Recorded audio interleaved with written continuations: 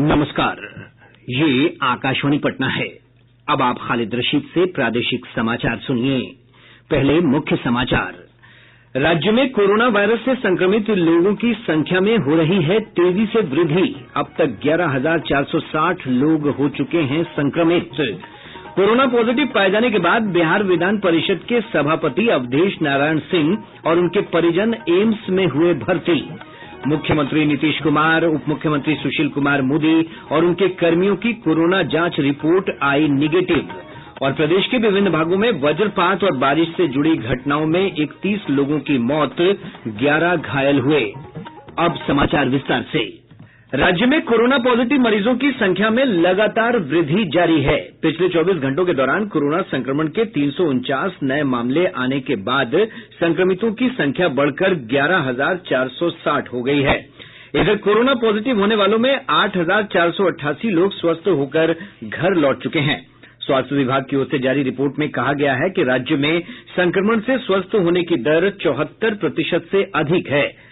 अभी 2,888 संक्रमितों का प्रदेश के विभिन्न अस्पतालों में उपचार चल रहा है। स्वास्थ्य विभाग के सचिव लोकेश कुमार सिंह ने बताया कि पिछले 24 घंटे के दौरान सहरसा जिले में सबसे अधिक 53 और गया में 34 पॉजिटिव मामले मिले हैं।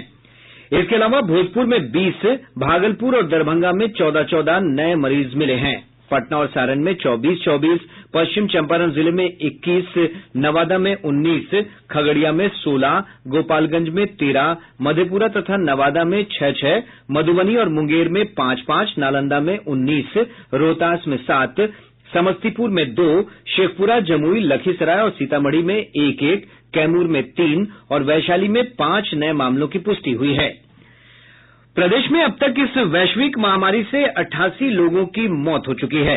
इधर देश में कोविड-19 के नए वैक्सीन का ट्रायल 13 नामी संस्थाओं की ओर से 15 अगस्त से पहले पूरा किया जाना है। कोविड-19 के इस नए वैक्सीन के ट्रायल में पटना के अखिल भारतीय आयुर्विज्ञान संस्थान एम्स को भी शामिल किया गया है। इधर पटना के पीएमसीएच में कोरोना संक्रमण की जांच आज से फिर शुरू हो रही है। इंदिरा गांधी हृदय रोग संस्थान आईजीआईसी की कैथ लैब का टेक्नीशियन संक्रमित हो गया है, जिसके कारण संस्थान की लैब कल तक के लिए बंद कर दी गई है। सूत्रों से मिली जानकारी के अनुसार राजधानी एक्सप्रेस ट्रेन में 5 सदस्यीय टिकट चेकिंग दल के 2 टीईटी कोरोना संक्रमित पाए गए हैं। इनके संपर्क में आए लोगों की पहचान की जा रही है।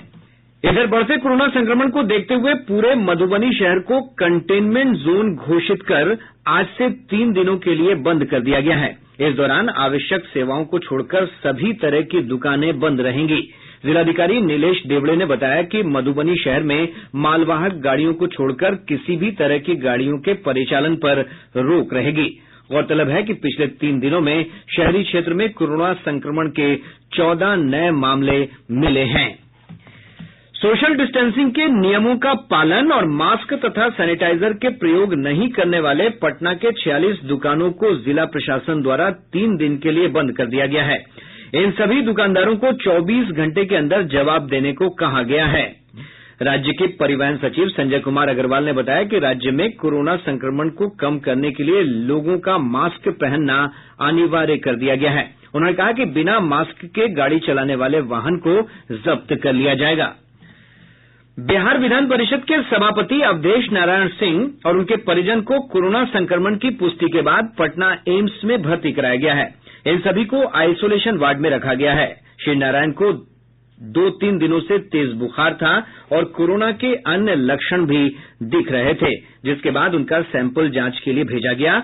देर शाम आई रिपोर्ट में उनके कोरोना पॉजिटिव होने की पुष्टि हुई है। उनकी पत्नी और बेटी भी कोरोना पॉजिटिव पाई गई हैं।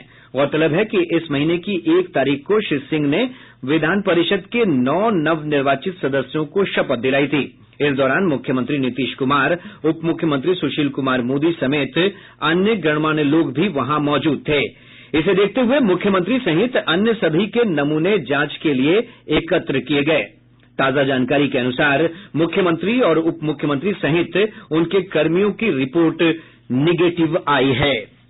कोविड-19 के प्रकोप पर काबू पाने के लिए वैक्सीन बनाने में भारत चुनिंदा देशों में शामिल है। कोविड वैक्सीन बनाने के लिए सरकारी एजेंसी निजी भागीदारों के साथ सहयोग कर रही हैं।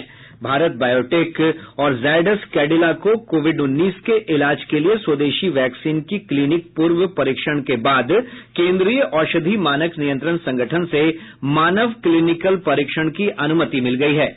ब्यौरा हमारे संवाददाता से।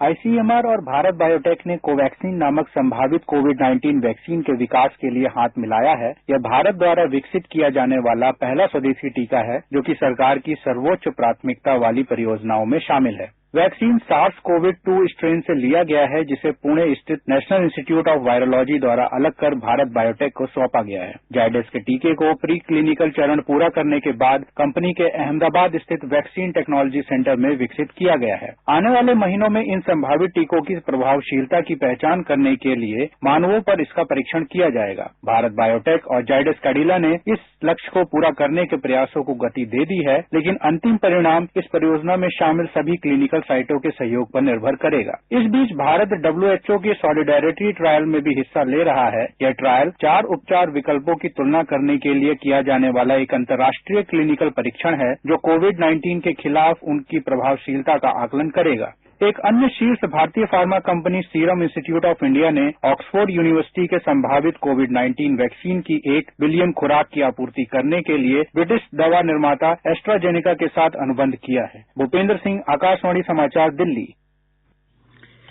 कोविड-19 महामारी की रोकथाम में विशेषज्ञों की राय महत्वपूर्ण है। दिल्ली के गोविंद बल्लभ पंत अस्पताल के डॉक्टर संजय पांडे ने लोगों से घर से बाहर निकलते समय मास्क पहनने को आवश्यक बताया है। मास्क की जरूरत उन इंसानों को है हेल्थ सेक्टर में अगर वो काम कर रहे हैं या उनका डायरेक्ट किसी कोरोना के मरीज के इलाज में या उनके क्वारंटाइन में उनकी भूमिका है।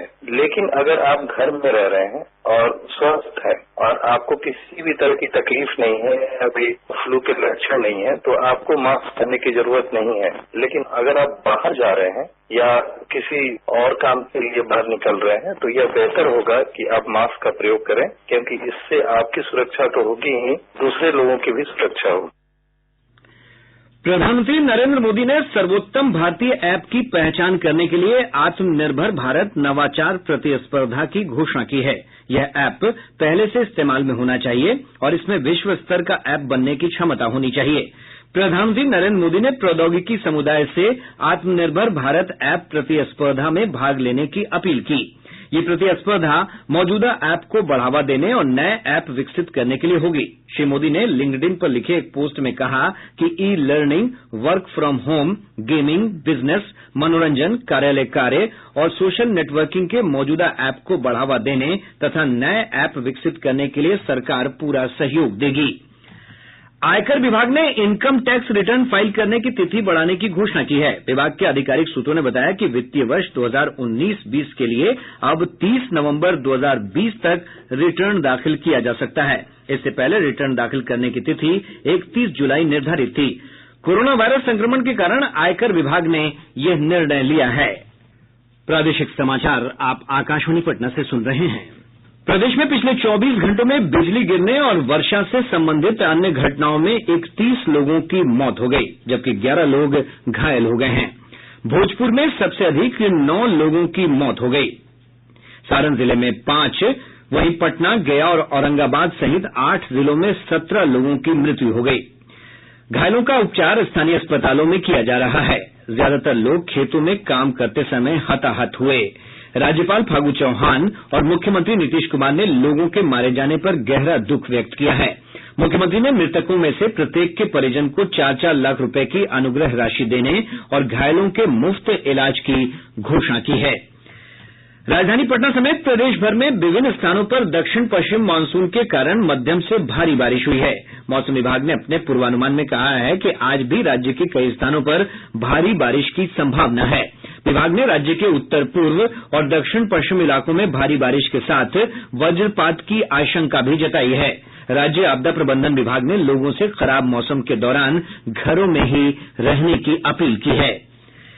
नेपाल के जलग्रहण क्षेत्र और राज्य के विभिन्न इलाकों में हो रही बारिश के कारण नदियों का जलस्तर फिर से बढ़ने का सिलसिला शुरू हो गया है। वाल्मीकिनगर बराज से 91,200 क्यूसेक पानी छोड़े जाने के कारण पूर्वी चंपारण में गंडक और बूढ़ी गंडक नदियों के जलस्तर में वृद्धि जारी है। मुजफ्फरपुर में लखनदेई नदी के जलस्तर में वृद्धि से औराई और कटरा प्रखंड में बाढ़ का खतरा उत्पन्न हो गया है। सीतामढ़ी में बागमती नदी कटौंझा में खतरे के निशान से ऊपर बह रही है। वहीं समस्तीपुर जिले में गंगा और बूढ़ी गंडक खतरे के निशान के करीब है। उप मुख्यमंत्री सुशील कुमार मोदी ने कहा है कि 1 जुलाई के बाद राज्य में वस्तु और सेवा कर जीएसटी के तहत निबंधन कराने वाले कारोबारियों का 5 दिन के अंदर भौतिक सत्यापन कराया जाएगा। श्री मोदी ने जीएसटी सप्ताह के मौके पर अपने संबोधन में कहा कि 1 जुलाई से पहले निबंधन कराने वालों का भी समय समय पर अभियान चलाकर सत्यापन किया जाएगा। बिहार राज्य प्रदूषण नियंत्रण परिषद ने राज्य में प्रदूषण फैलाने के आरोप में 16 क्रशर इकाइयों को बंद करने का आदेश दिया है। इसके अलावा 91 इकाइयों को वायु प्रदूषण नियंत्रण के लिए सख्त चेतावनी दी गई है। बोर्ड के सचिव आलोक कुमार ने यह जानकारी दी है। श्रम विभाग ने ऑनलाइन रोजगार देने की प्रक्रिया शुरू कर दी है। इस अभियान के तहत अब तक 200 से अधिक लोगों को रोजगार मिल चुका है। विभाग के आधिकारिक सूत्रों ने बताया कि विभाग नियमित अंतराल पर जॉब शिविर और रोजगार मेले का आयोजन कर रहा है। आगामी जुलाई, अगस्त और सितंबर महीने में भी 2 दर्जन से अधिक जॉब शिविर लगाए जाएंगे। आज गुरु पूर्णिमा है। इस पर्व को लेकर पूरे प्रदेश में उत्साह और श्रद्धा का वातावरण है। कोरोना संक्रमण के कारण इस वर्ष गुरु पूर्णिमा पर कोई वृहत आयोजन नहीं हो रहा है, लेकिन लोग अपने अपने गुरुओं की पूजा अर्चना श्रद्धा भाव से कर रहे हैं। पटना जिले के गौरीचक थाना के प्रभारी नागमणि को निलंबित कर दिया गया है। उन पर रिश्वत लेने का आरोप है। पुलिस महानिरीक्षक संजय सिंह ने बताया कि आरोपी थानेदार ने केस दर्ज करने के नाम पर पीड़ित से 50,000 रिश्वत की मांग की थी। राष्ट्रीय मुक्त विद्यालय शिक्षा संस्थान ने 17 जुलाई से होने वाली 10वीं और 12वीं की परीक्षा स्थगित कर दी है। संस्थान के निदेशक वी वेंकटरमन ने बताया कि अब ये परीक्षा कोरोना संक्रमण के प्रभाव कम होने के बाद ही ली जाएगी। अब पटना से प्रकाशित प्रमुख समाचार पत्रों की सुर्खियां। आज के सभी समाचार पत्रों ने अलग अलग खबरों को प्रमुखता से प्रकाशित किया है। हिन्दुस्तान लिखता है विधान परिषद सभापति सपरिवार संक्रमित। दैनिक भास्कर की सुर्खी है 18 से जदयू का विधानसभा वर्चुअल सम्मेलन, मुख्यमंत्री 7 अगस्त को करेंगे वर्चुअल रैली। दैनिक जागरण का शीर्षक है बिना मास्क मिले चालक सवारी तो 3 दिन के लिए वाहन जब्त। प्रभात खबर ने कोरोना संकट काल के दौरान विदेशों से आए प्रवासियों की खबर को प्रमुखता से प्रकाशित करते हुए लिखा है विदेशों से विमान से आए 9,500 प्रवासी। आज अखबार लिखता है प्रधानमंत्री ने कहा 7S की शक्ति लेकर कार्यकर्ता आगे बढ़ें। और अब अंत में मुख्य समाचार एक बार फिर। राज्य में कोरोना वायरस से संक्रमित लोगों की संख्या में हो रही है तेजी से वृद्धि। अब तक 11,460 लोग हो चुके हैं संक्रमित। कोरोना पॉजिटिव पाए जाने के बाद बिहार विधान परिषद के सभापति अवधेश नारायण सिंह और उनके परिजन एम्स में हुए भर्ती। मुख्यमंत्री नीतीश कुमार, उप मुख्यमंत्री सुशील कुमार मोदी और उनके कर्मियों की कोरोना जांच रिपोर्ट आई निगेटिव। और प्रदेश के विभिन्न भागों में वज्रपात और बारिश से जुड़ी घटनाओं में 31 लोगों की मौत, 11 घायल हुए। इसके साथ ही आकाशवाणी पटना से प्रसारित प्रादेशिक समाचार का ये अंक समाप्त हुआ। घर में रहिए, सुरक्षित रहिए और सुनते रहिए आकाशवाणी।